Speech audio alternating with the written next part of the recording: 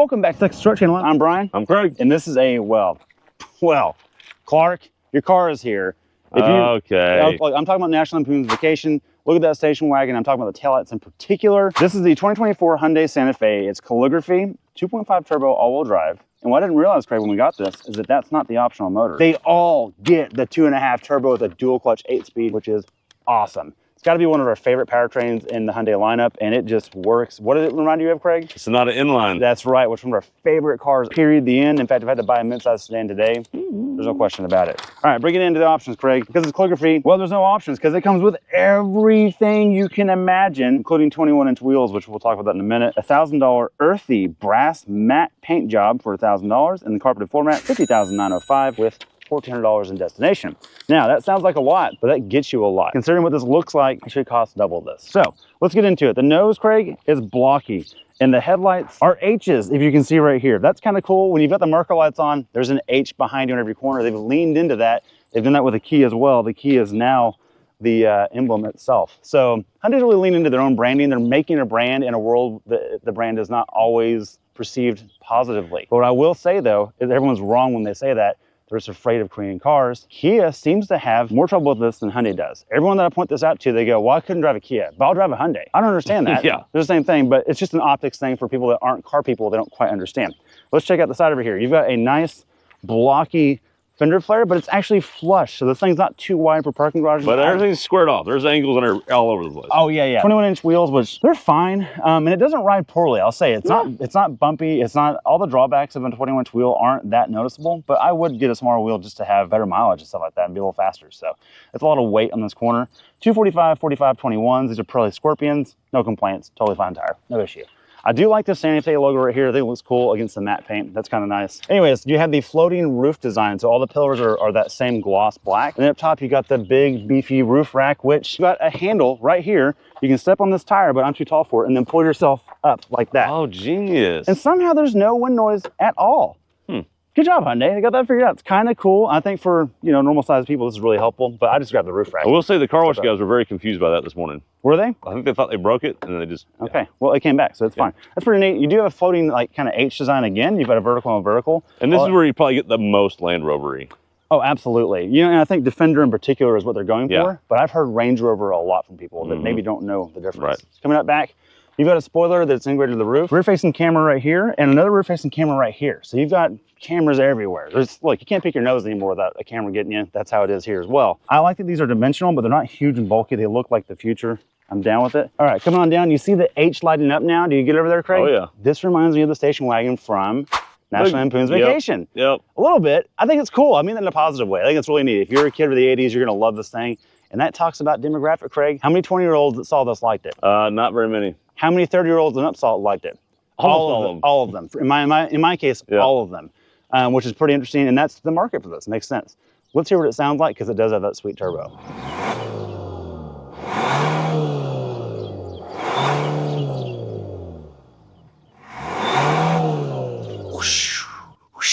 It's turbo life, but let's go check it out under the hood. All right, boys and girls, time for my favorite part of this thing. It's a 2.5-liter turbo. This thing is, oh, we got dampers, so it keeps it light. Look at that thing. We've seen this thing before. We are familiar with this. Pop the cover off. Look at that. 4-popper, baby. What is this?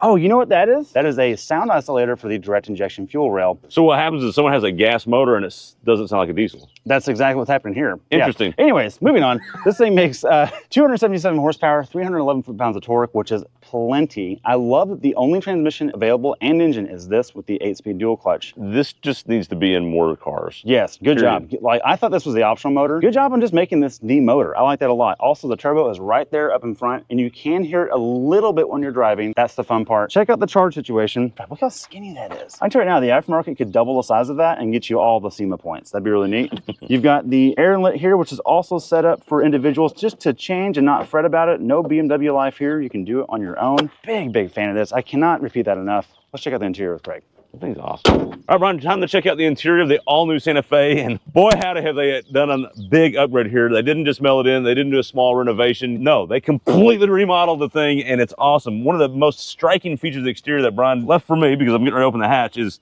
look at the leading edge here. This is the leading edge, but visually it almost looks like it's right here, or here maybe. This sticks out a lot. We've said this before. Hyundai does not rest on its laurels. They're not going to be like, well, this design will be here for 10 years. No. This will change in 4 years again. This right here, whether it's Griswold or whatever, this is a bold design choice and very interesting. Let's see if it's powered. And of course it is, because we're in the calligraphy.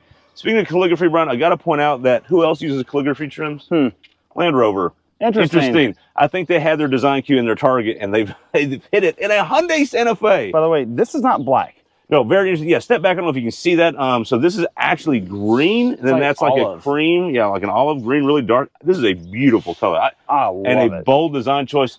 In fact, when we go back to a previous video we did recently, Lexus GX550 had a color similar to this. They put in the inset of the door and on the back of a seat. It's almost like they were afraid to use it everywhere. Hyundai? Hold my beer. That's right. Right. All right, let's check it under here. And we've got some jack storage, a real jack, nice. Yeah, like and that. A license plate. By the way, this is also green. That's also green. Yeah, no, it's amazing. Black, green. Wow. Pull these seats up and they work. Yeah, and you can pop them down, I think, with those buttons. That's for the second row. That's for the second row. Very good, but we got a camera back there, so we don't want to ruin that. But Brian, look, you get plenty of room right here. It folds flat. Wait a minute. You mean, wait a minute, flat? Wait, what an idea. Wait, what if Craig, a 400 could do this? Huh. Anyways, Interesting. all right, Brian, let's check out the third row, and then we'll get to the front row. Let's see. To get to the back, you hit this button, and it just slides forward. Very nice. Look at that. Oh, okay. You don't have to push. You just be patient. Wait. There you go. It's got you. It's a calligraphy. Now, default should be all the way forward. It does. And so, but one of the options you get here, Brian, is because these chairs slide forward and aft, you get a lot of flexibility, so you can give more room up here or back here. You can kind of split the differences, which is really nice. A lot of cars don't give you that. Brian, back here, you get your own climate control. Yes, that is correct. You can control the rear AC from the third row. That's pretty nice. That's really nice. That's if you're a kid back here, you're living the bougie life. Full on vent. Unbelievable. You got a charger. That is beautiful. Let's get to the second row. To the door, we have a padded door sill, which is very nice, and it's in that beautiful green. Move on down to some weird, like maybe driftwood. I don't know what's going on in that little panel there, but I like it. And then we get some hard plastics, but it's okay because you don't touch that part. And then you get the nice padded door rest with that cream color. 2 cup holders, which is very nice. Not just 1 bottle, 2 bottles, but another one down there at the bottom if you need to. I can move this seat up and down, powered. Whoa. Pull this little lever right here, and I can move it forward and aft like we talked about in the back. That is very nice. Lots of flexibility. More H's going on back here. Purse holders or shopping bag holders. Mat pockets on both sides. Pull this back, get a nice little bin to hide snacks, juice boxes, and things like that. You can access the center armrest from the back. Headliner looks really good. And Brian, oh, wait, handles on all 4 corners. That's really interesting. Just how you should do it. We have a moonroof up front and we have a moonroof out back. Brian, is it gonna impact you? No. 6'4", not a problem. Not a problem. All right, Brian, let's check out the front. Padded door sill. Of course, we have it up front. Padded armrest, very nice. Plenty of room for bottles down there, and you can put your cell phone in the door pull. Love that. Before we get in the actual seat, Brian, I got all kinds of adjustments over here. If I hit this little recline button and hold it, it does the whole, you want to take a nap thing? Just take a nap. And it's going to recline and put the footrest out and all that stuff. It's not even an EV. Usually you find that kind of stuff in EVs because, you know, you got to wait for a charging station. We're not doing that here. We're just taking a nap. Okay. What's wrong with that? We need to take a nap. Brian, let's check out payload. Well, that seat's coming back to position. Payload is better than you think. Brian, do you want to guess? 900 pounds. 1,058. So over 1,000 pounds of payload. Anytime we hit that 1,000-pound mark, we're actually kind of impressed, and that's actually a lot of gear you can bring with you. That's suburban level. It really truly is. Yeah. Brian, check it out over here. Look at this pass-through. I love this pass-through. It gives you a sense of more room. Hey, and I need some water right here. Thank you. I need some water. And it also just gives you more spaces to put stuff. I've never seen this in a car, at least not yet. Qi charging on both sides. Love that. I don't know what UVC is. Oh, I do. When your phone has germs, give me your phone. Okay, good. This has a UV light right here. Yes. And now it's germ-free now. Exactly. Boy, that could have stopped COVID altogether all by itself. COVID switch. Good job. All right. Also, these chargers have a scale of connectivity right here. Yes. By the way, they work flawlessly. They've worked every time I've used it. Me too. All right, let's open up this little thing because this is pretty cool, Brian. It looks like just a normal cubby hole, and I've got some glasses and some cleaners in there. Yeah. But then I pull this out. Oh, and it's also lit, so the light will come on at night. Yep. And then there's that little bin that you can pull when you're in the back. So let's pull that back out. And oh, wait, there's storage up front too, so I can. Look, if you need to smuggle things, this might be the car. Not that you should. All right, Brian, let's start this bad boy up and see what happens. We've got the nice Hyundai shifter, which is showing up in more cars. And there, wait a minute. That that a Range Rover? That looks like a Range Rover wheel, as they've had that for about 10 years, but now Hyundai's got one. Let's hit the start button. All right, of course it's spying on us all the time because it wants to make sure we're looking forward, because it's got a lot of automated things when you're driving, and they work quite well. We get the new standard Hyundai gauges, and they work, look, they work well. You get plenty of information in here, and you can change it and get different modes and different, all the data you need and reset it. You can change these gauges to look a little different, although there's not a lot of customization. There's only 3 options, not a lot going on there, but it all works flawlessly. And the steering wheel works great. It's very awesome. comfortable. I like how it's two-tone and it's padded. And it, yes, that's green, not black. It's confusing. You first get in this car, you think it's all green.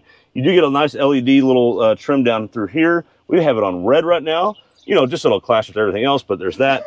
And then you get the nice Hyundai suite here, which works all the well. usual stuff. Everything works. You plug it in, it works, all that good stuff. It's also wireless. Hyundai gives you plenty of configurability. So many car manufacturers now like, no, this is how it is, just use it. No, I want to change some stuff up, because maybe the best thing that Hyundai's done in its entire interior is this knob right here, Brian. Do you know what that is for the younger people? No, that's a tuning knob. That's a tuning knob. So you might want to tune your radio station, but if you're the younger crowd, you're like, hey, old man, I like to tune radio stations. That's fine. You can configure that knob to do different functions. That's pretty cool. Thank you, Hyundai, for letting me do that. HVAC controls work well, drive modes, all that fun stuff. Speaking of drive modes, let's put it in sport. Let's send it. Let's do it. All right, Brian, we're in the all-new Santa Fe with one of our favorite powertrains, period. The end. Do we have the recorder on? Yes, we do. Good, we have to check that because we do that sometimes. What mode are we doing? What launch control? Sport mode, traction control off, stability on. That allows me to slip the clutch or raise the RPM to 1700 before we launch. That's the best I can do out of it. Hit it. And wake up. And there's the turbo. 30, 40, 50, and 6.0. What you got? Uh-oh. Is that right? Oh, 8.29? Yeah, that's right. That's right. But that is the worst one we've had so far. Well, okay. Well, always the slowest usually when we're waiting the car. And it's our 5th run back to back. That's true too. But it is a good day though. What's the temperature today? It's 70s, mid-70s, 72 degrees right now. What did you get without me? 6.86. Okay. Yeah, okay. Respectable. But not bad. 3 of my 4 runs were 7.4.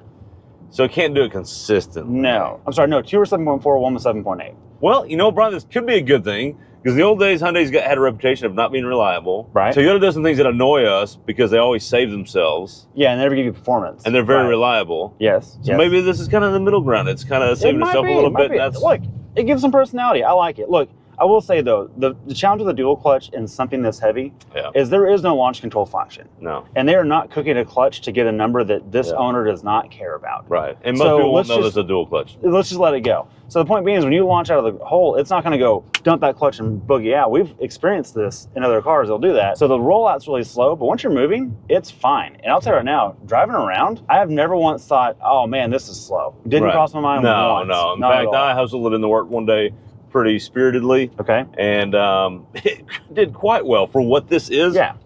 Great. Yeah. Once you're rolling, non-issues. So if this is a conventional 8-speed auto, not a dual clutch, it'd probably be a second less. It's got to be 50% faster or twice as fast as the Griswold family of motors. Yeah, twice, for sure. There's that. So you still get all the Griswold style, but McLaren performance compared to that. Exactly. Ride and drive? Perfect. No problems. Agreed. None issues. It doesn't lean too much. It never, ever crashes. Did you feel a bump stop at all? Nope. Me neither. I never once did I think there's a 21s. I tried to find them in a few spots, actually, and I couldn't find them. I looked it up last night before we drove this thing because I didn't know what size the wheel was while you had it. I thought there were 20s.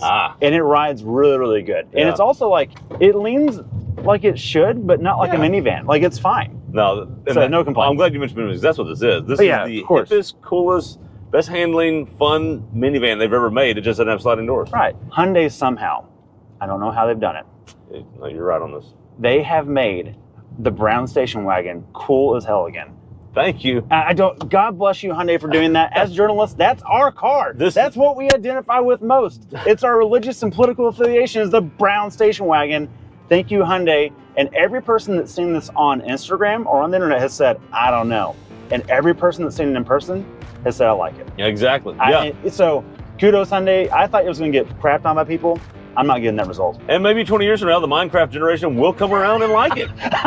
Okay. All right. There's that. Thanks for watching. Be sure to like and subscribe.